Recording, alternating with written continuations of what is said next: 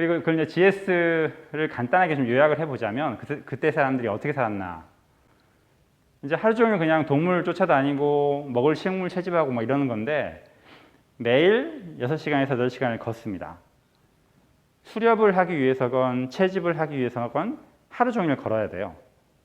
그래서 그게 이제 운동 습관, 적정 운동 습관의 기준이 돼요. 낮 동안은 하루 종일 걸어 다녀야 한다. 좀 너무 좀 멀죠. 기껏해야 우리 지금 뭐 하루에 1~2시간 걷고 이러실 건데 걷는 걸로 내가 운동을 하겠다 하면은 이제 기준은 하루 6시간 이상 정도 생각하셔야 확실하게 건강을 담보받을 수가 있어요. 그리고 자연물 음식만 섭취하고, 이건 지금 뭐가 문제가 되겠어요? 지금은 다들 가공식품이 너무 늘어나가지고 그거 하나 끊는 게 일당백이 됩니다. 음식에서는.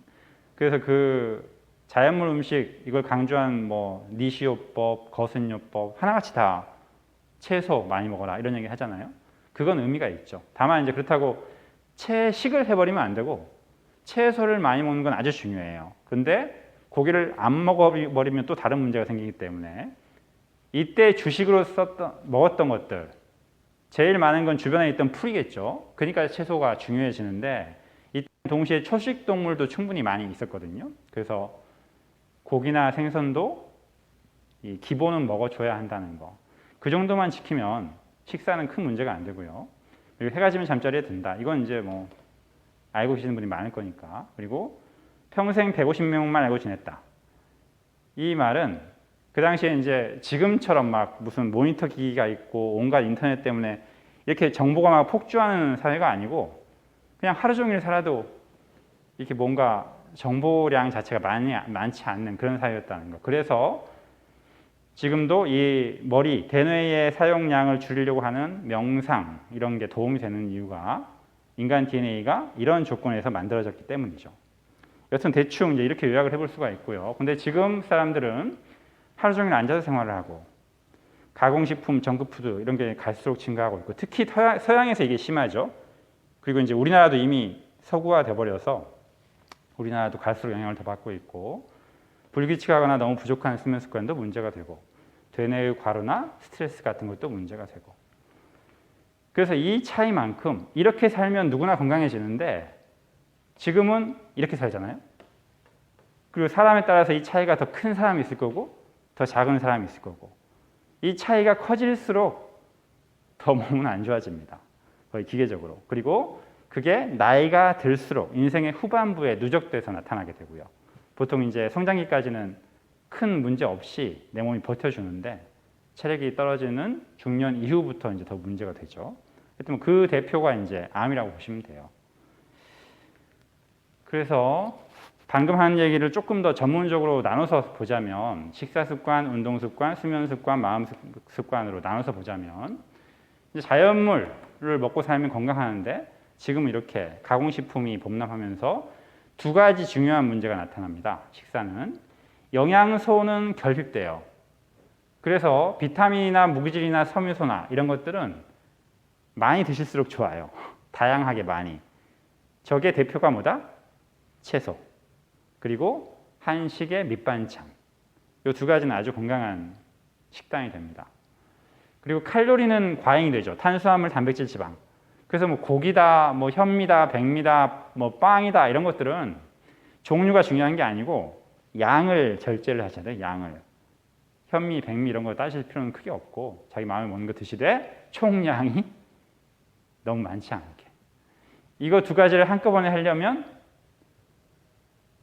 탄단지는 줄이고 비무섬은 충분하게 하려면 채소를 많이 먹고 주식, 빵이나 고기나 이런 것들은 조금 먹고 하면 대부분 다 풀립니다.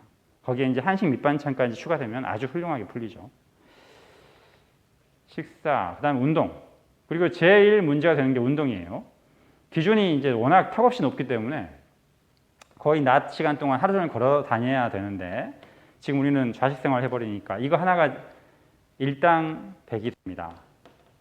이 운동 습관의 갭이 아까 말씀드린 저체온, 저산소, 고혈당 세 가지 다의 직접적인 원인이 되어버려요. 이제 그 중에 고혈당은 탄단지 과잉도 영향을 미치긴 하는데 그 뿌리가 운동 부족에 깔려 있죠. 이건 이제 오늘 좀 자세히 얘기를 할 거고요. 뭐 수면은 너무 쉬워서 넘어가겠습니다.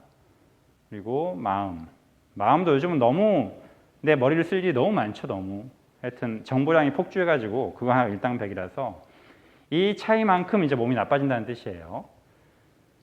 그래서 이제 사람들이 바보가 아니니까 이것을 메꿔 주려고 다 이제 그 뭔가 방법이 나옵니다. 더 이제 아이디어가 나오는데 지금 이제 여러분도 아마 공부를 해보셨겠지만 암 진단을 받았다. 그러면 제일 많이 의지하는 게 식이요법이에요. 특히 우리나라 분들. 우리나라는 이제 동의보감의 영향으로 동의보감 때는 먹거리가 부족해가지고 먹거리로 하는 치료법들이 발전을 했는데 지금은 먹거리가 넘치거든요. 넘친데도 그 먹거리를 중시하던 이 사고 패턴 때문에 아직도 식이요법을 막 더 중심을 두려는 분들이 많은데 이것은 굳이 따지자면 서양 애들한테는 아주 치명적이에요. 걔네들은 뭐 이 음식 식재료 자체가 너무 제한되어 있어서 한식 밑반찬 같은 게 거의 드물거든요.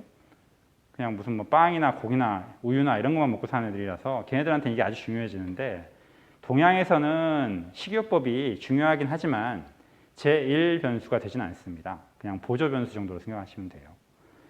그리고 마찬가지로 명상, 이제 이 스트레스 때문에 문제가 되는 것도 많기 때문에 명상이나 참선이나 이런 것도 이 스킬이 개발이 돼가지고 이용을 하고 있죠. 이걸 하시는 암 환자분들도 많이 있고.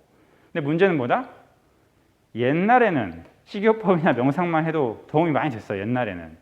근데 100년 전부터는 이 운동 습관 하나가 일당백의 변수가 돼 있거든요. 좌식 생활을 하는 사람들에 한해서는. 그래서 이거 하나를 해결하지 않으면 아무리 식이요법이나 명상 가지고 이렇게 의존을 해도 조금 좋아지는 것 같다가 대부분 정체가 돼버려요. 정체가 될 때부터 이제 어떻게 할 바를 모르고 막 더 심하게 막 극한까지 막 가고 하는데 그러실 필요는 없고 제일 영향력이 큰 변수 하나를 잡으면 대부분 다 풀린다는 거. 그 얘기를 위주로 좀 해드릴게요. 여기까지 좀 이해되십니까? 그러니까 기존 의사들 중에 뭐 자연의학자들이 많이 있는데 양심적인 분들도 많아요. 공부도 많이 하고. 근데 이거 하나를 관을 못 잡는 분들이 너무 많아요. 그래야 환자들한테 뭐 식사, 음식이나 명상을 강조하는 의사나 한의사들이 많은데 안타까운 현실이죠. 그래서 그런 얘기를 따라도 암 치료율이 그렇게 높아지지가 않습니다. 조금 호전되다가 정체되거나 해버리니까. 근데 이 운동 변수 하나를 잡아주기가 쉽지가 않아요. 그래서 오늘 얘기를 좀 할 겁니다.